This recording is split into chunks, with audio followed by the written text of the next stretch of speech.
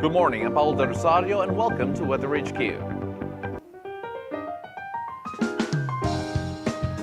Hello and Happy New Year. Let's check out how the weather conditions are greeting us this new year. Let's take a look at different regions in the Philippines from the Metro Weather System. Starting off with our northernmost parts of Luzon, where we can expect predominantly cloudy skies punctuated by rain showers, particularly in the towns of Basco, Apari, Lawag, Tuguegarao, and in Baguio. Baguio first, you can expect very cool temperatures around 17 to 24 degrees Celsius, while Basco will be a bit warmer than that, at around 20 to 23 degrees Celsius, but still very cool weather in Baguio. Now, in Apari, temperatures will rise to a modest range of 24 to 26 degrees Celsius, while Tuguegarao residents will experience milder conditions with temperatures ranging between 23 to 27 degrees Celsius. Now, despite the gloomy weather, Lawag will see a spike of temperature. In fact, it'll be some of the sunnier weather conditions here alongside Vigan.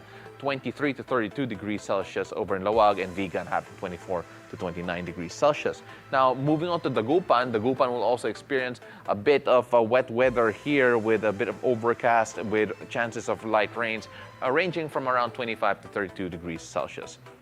Now, moving on to Central Luzon, sunny weather is in store for the areas of Gapan, Tarlac, Iba, Subic, and Mariveles. Now, temperatures around these areas will soar to around 30 to 31 degrees Celsius, 32 degrees Celsius in particular in other places. We'll get to that in just a bit. Let's go on first to Metro Manila, where Metro Manila, you can expect cloudy skies with temperatures fluctuating between 24 to 30 degrees Celsius.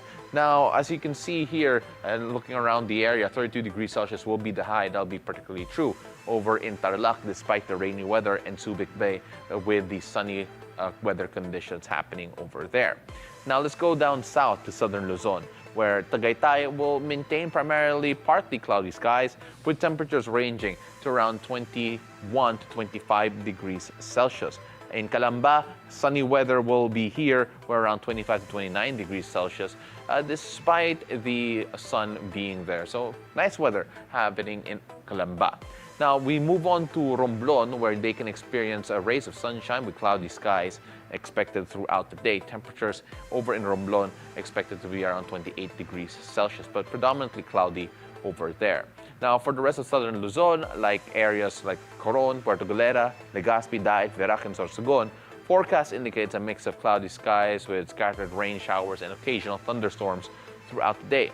Now, despite the precipitation, the temperatures will be relatively warm, ranging from 24 to 32 degrees Celsius, with Coron enjoying some of the warmer weather over here, while areas like Legazpi, Daet, Verac, and Sorsogon, as I move on over here to the side, ranging from around 30 to 27 degrees Celsius.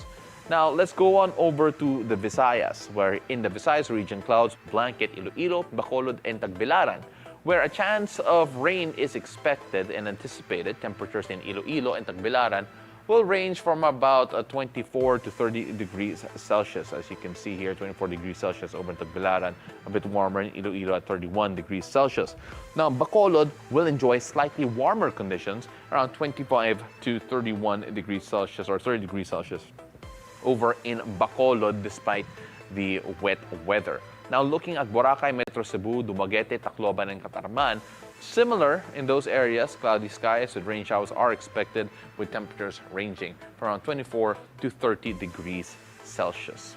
Now, moving on to Mindanao. The new year in Mindanao will usher in rainy conditions throughout the region, particularly affecting areas such as Zamboanga, Dipolog, Marawi, Cagayan de Oro, General Santos, Butuan, and Metro Davao.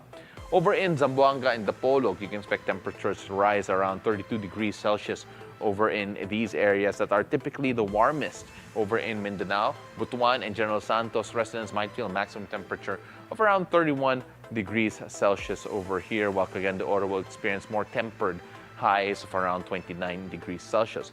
Marawi, on the other hand, as expected, the cooler temperatures in this area, 21 to 25 degrees Celsius over here. Now, when we return, I had an interview with PAGASA Climate Monitoring and Prediction Section Chief Lisa Solis on the climate trends over here in the Philippines. We'll be right back. Don't go away.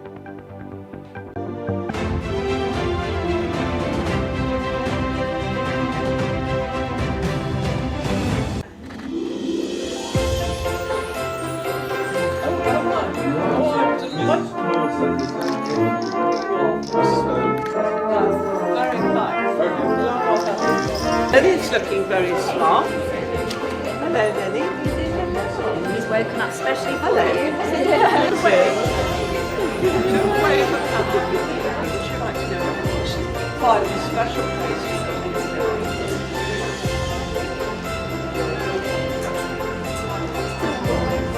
Go to this one here.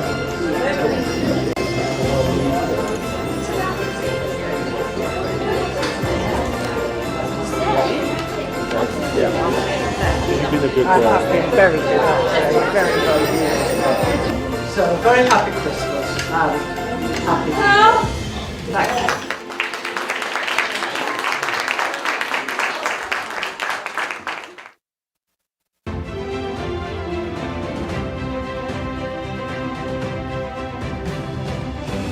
Welcome back to Watching Weather HQ. I'm Paolo del Rosario. In 2024, we observed significant climate events that emphasize the continued need for effective climate monitoring and predictive systems. From the El Niño phenomenon impacting agricultural yields to the danger of more powerful typhoons that threaten lives and property, the importance of climate science has never been more essential in informing our responses. To learn more about the state of climate trends in the Philippines, especially in 2024, and how this data can help us develop strategies to reduce climate risks, we have via Zoom is the Chief of the Climate Monitoring and Prediction Section of PAGASA, Ms. Lisa Solis. Magandang umaga po. Thank you very much for joining us.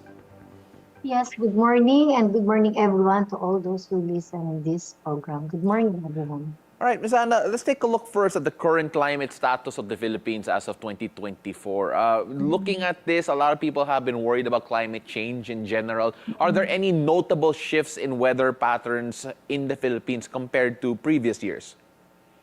Well, based on monitoring and prediction of DOST PAGASA, so our country's climate in 2024 showed very remarkable events that eventually led to extreme climate events due to the occurrences, of course, of this strong El Nino in the first half of 2024, while La Nina-like conditions significantly impacted our weather patterns during this last portion of the year. So some notable events include record-breaking heat extremes, high heat index, dry spells, and droughts during strong El Nino episode, and then heavy rainfall events that led to floods, rainy-induced landslides with some adds in tracks of marching tropical cyclones in the last quarter of this year. This has caused very significant damages and also loss on those areas affected by those extreme events. Well, we've seen quite a few of them, po, but at the same time, are these shifts that we've seen in terms of the frequency and intensities just unique in 2024 compared to our recent years? Compared to last year and also in some previous years before the pandemic, for example, before pandemic, so there had been significant shifts in the intensity of extreme weather and climate events such as marching typhoons. So we had a series of typhoons. We experienced 7 typhoons at a span of 29 days, typhoons and super typhoon category. So we had 7 combined number of typhoons and super typhoons out of these 17 tropical cyclones so far this 2024. And 3 of these cyclones were rain-bearing. Added to this were the enhanced southwest monsoon activities as well, and also the combined effects of the cyclones. And this is what has happened during the passage of Aghon, Karina, Christine, and also the Shearline as well. And perhaps during the warm and dry season months of our March and April and May in 2024, so we had experienced extreme heat and high heat indices. So added to these are the occurrence of dry spells and drought as well, which are comparable with the previous years of strong El Nino episode that was in 1997 and 1998, and also the 2015-2016 El Nino episode.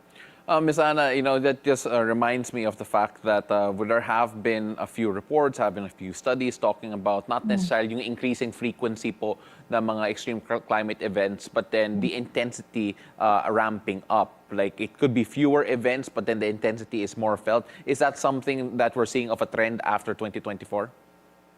Yes, so looking at the historical data as well as what is happening this year in 2024, so there's still increasing uh, trend of intense typhoon becoming more frequent. But there is also a decreasing trend in terms of number of tropical cyclones that could affect our country in a year. So during the previous years, recently, we didn't reach the average of more than 20 tropical cyclones in a year. So last year we had lesser, and now we only have 17 tropical cyclones. So there is a decreasing trend in number of tropical cyclone, but in terms of increasing trend naman in more of intense tropical cyclone events. Ma'am, what are the climate trends that you are expecting that would carry over from 2024 into 2025? And how will that shape yung mga projections ninyo, especially in the early parts of the new year? So 2024 could be the warmest years or one of the warmest years of our country. So of course, we have to consider all of our observations for 2024 in order to fully assess our temperature trend as well as our rainfall patterns. But looking at historical climate events, the 2013 to 2024 decade could be the warmest decade of our country. So this is could be one. And then also in terms of rainfall, first half or the first semester of 2024, our rainfall being influenced by strong El Nino could be one of the dry season, while our second semestral rainfall in July to December could have some record-breaking extreme rainfall events as well. Can you tell us a bit more about your organization in particular po? Because we understand that there are some challenges collecting climate data in the Philippines, particularly in remote or hard-to-reach areas. Could you give us a bit of a status on the capabilities to actually collect climate data dito sa Pilipinas? Yeah. So we have the network of observing stations, both manned and unmanned stations, which are strategically located in our country, as well as network yung Doppler radars natin that give us the quantitative rainfall estimates as well. So mga sophisticated and advanced satellite receiving facilities, we also have that. Although there are Doppler radars that are not fully functional right now, such as those Doppler radar that was hit by an earthquake last year, and some ongoing upgrades and rehabilitation. Ang challenging dito is yung how to get and obtain yung mga spare parts of these radars which are beyond our control. But despite that, pag-asa see to it that this will not affect our observations and forecasts or they are redundant Doppler facilities naman. So ibig sabihin walang mga blind sites pa rin when it comes to observing our sky. You know, there was a lot of talk about the capability of PAGASA in terms of climate monitoring in helping inform the national climate policy and, of course, disaster risk management strategies in the Philippines. Could you tell us about, first of all, the shortcomings that need to be addressed in your opinion, and, of course, the strengths that we have and the importance of this role in particular in addressing national policies? Yes, so in terms of policy formulation, in my opinion, and also policy recommendations both at the national, local, and internal to DOST PAGASA, I think PAGASA had made significant progress in this field. So for instance, because of the National El Nino or La Nina Alert and Warning System, so the Executive Order number 53 that was signed last January 2024 by our President BBM, so it paved the way to the reconstitution and reactivation of the Task Force El Nino in order to come up with sectoral action plans and strategies to mitigate or lessen the impacts of El Nino, at least up to the LGU level. So this LGU level gave them the direction and help on what to do before, during, and after El Nino. And also the timely provision of forecast and warnings during the tropical cyclone occurrences, itong mga sunod-sunod na mga bagyo na naranasan natin, including heavy rainfall events and flood warnings and advisories. So it helped the national government, concerned agencies, and LGUs, and even our whole community prepare for this weather event. So I think we have done significant progress in this type of policy formulation and recommendation by taking proper actions by our concerned agencies as well as our communities. Ma'am, what do you feel are the key challenges that PAGASA faces in helping build resilience, especially in communities that are frequently affected by extreme weather events? Simply because there are moments wherein some of the communities that are hit often have only very little time to really react. Again, this is a function of yung mga wind signals po natin. Minsan the time frame is not big enough. But then what are the other challenges that you feel PAGASA faces with regard to that?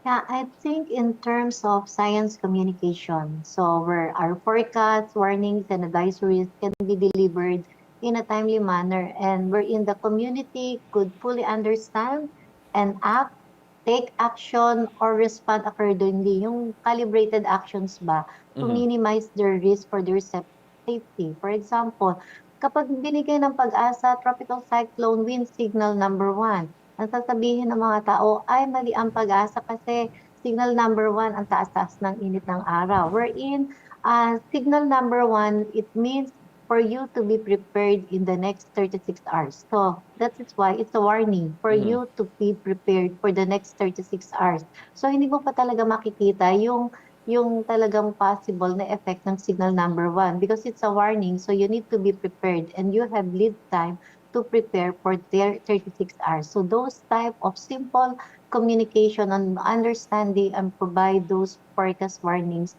wherein they could understand and act accordingly. So I think yun yung very challenging sa PAGASA right now. Ma'am, you mentioned it a while ago, yung education and maybe even the communication are probably the gaps that can be improved on when informing all of these affected communities. Is that going to be one of the main thrusts in 2025 for PAGASA in terms of making sure that the general public, the communities that are affected especially, will be able to understand lahat ng mga sinasabi ng PAGASA po? Yes, definitely. So we have lots of information education campaign being done both at the national, regional, and even up to LGU levels. Even our teachers, science teachers in yung ating mga schools. So we have lots of IEC activities being done regularly and also in collaborative activities with LGUs, civil society organizations, and also private sectors. We also have this big project with the DOST, PAGASA, on Project Maghanda, Handa Pilipinas, and also we are conducting the National and Regional Science and Technology Week, wherein pumupunta tayo sa mga bawat region of the national and regions and provinces as well. So aside from that, we have this regular conduct of monthly climate outlook forums where we could provide weather updates, flood updates, as well as outlook for the next 6 months. Ilan yung mga bagyo na darating. And also, yung talagang pati yung even yung mga media seminar natin. So we are conducting those types of education campaign. But then still very challenging kasi ang pinag-uusapan natin dito ay 100 millions of Filipinos na kailangan maunawaan at maintindihan ang aming mga binibigay na mga babala. Absolutely right po. Thank you very much for joining us, Ms. Ana Solis from PAGASA. We've worked with you a lot in 2024 and we cannot wait to have more conversations with you come the new year. Maraming salamat po. Thank you very much. Thank you. Good morning. Now, more stories after the break. Keep it here on BNC, the Bilyonaryo News Channel.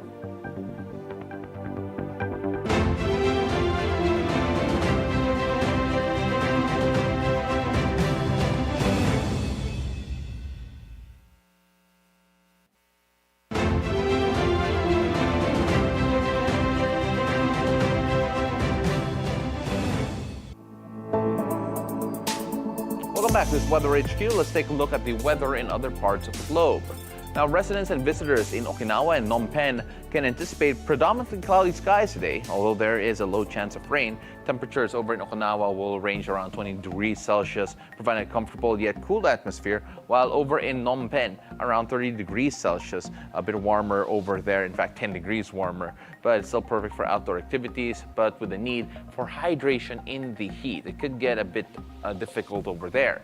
Now you can see sunny weather conditions are on the horizon over in Shanghai and in Busan. Busan experiencing a chilly day with around 7 degrees Celsius, while Shanghai will have slightly warmer temperatures there with 12 degrees Celsius. Now, New Delhi is expected to have windy weather with around 23 degrees Celsius over in India. Now, let's take a look at what's happening in Europe because winter is starting to settle in across Europe. Snowfall is expected in major cities like Stockholm, Moscow, and Oslo. -4 degrees is expected over in Oslo, while Stockholm will be slightly above freezing, around 2 degrees Celsius, while it'll be 1 degree over in Moscow. Now, temperatures in that area is going to be a bit oppressive, so residents and tourists are advised to dress warmly in layers to combat the biting cold. Now, on a warmer note, let's take a look at Barcelona and in Athens, where they are expected to enjoy sunny weather with temperatures reaching a pleasant 13 degrees Celsius. Over in Barcelona and Athens will enjoy 14 degrees Celsius. Now, weather in these areas will be enjoyable. These mild temperatures make for perfect conditions to enjoy the outdoor cafes or stroll through historic streets in either of those cities.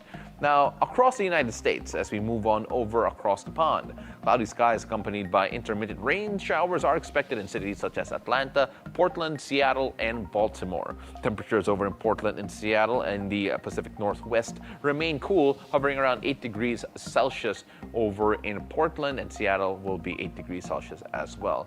Taking a look at Baltimore, 13 degrees Celsius over in Baltimore, while Atlanta provides some temperature here that is more temperate. Let's take a look at that, 17 degrees Celsius over in Atlanta, although rain gear might still be necessary, by the way, just in case. I know we're forecasting sunny weather here, but do be prepared either way.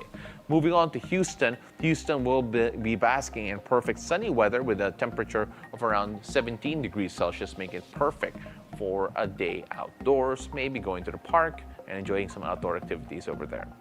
Now let's go on to Africa, where the cities of Maradi, Kano, and Kampala will experience delightful sunny conditions with temperatures reaching around 27 degrees Celsius over in Kampala, 30 degrees Celsius in Kano, and 31 degrees Celsius over in Maradi. However, in the cities of Redcliffe and Livingston, let's take a look at that. There, differing weather conditions as expected here with overcast skies in Redcliffe and Livingston. Redcliffe, temperatures will be around a comfortable 26 degrees Celsius, while Livingston will be around 27 degrees Celsius. So very bearable in these locations. Now, it would be wise to carry an umbrella or rain jacket as showers could develop throughout the day. So make sure you stay dry despite all of that.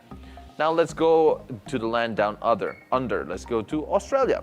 Let's take a look at Bunbury first. That's located on the coast. The day is characterized by overcast skies with anticipated rain showers, and the temperature is a warm 29 degrees Celsius, contributing to a humid atmosphere over in Bunbury. Now in Brisbane, you can also expect similar weather conditions and similar temperatures as well. Also cloudy conditions with rain, temperatures staying steady around 29 degrees Celsius. Moving north, let's go to Darwin. Darwin will experience hotter weather conditions with a scorching 35 degrees Celsius despite the cloudy skies. Now, this is in significant contrast with some of the cooler areas that we looked at a while ago. But that's not just the hottest area. Let's take a look in different areas in the central and southern regions of Australia, enjoying bright and sunny weather. Canberra in particular, very pleasant today with around 32 degrees Celsius being the temperature over here. But let's go look at Ulara in the west. It is experiencing extreme heat with a temperature soaring to as high as 39 degrees Celsius. Now, residents and visitors, make sure stay hydrated due to the intensity of the heat. And that is it for us here in Weather HQ. Join me again tomorrow, whatever the weather, only here on BNC, the Bilyonaryo News Channel. I'm Paolo del Rosario. Have a great morning.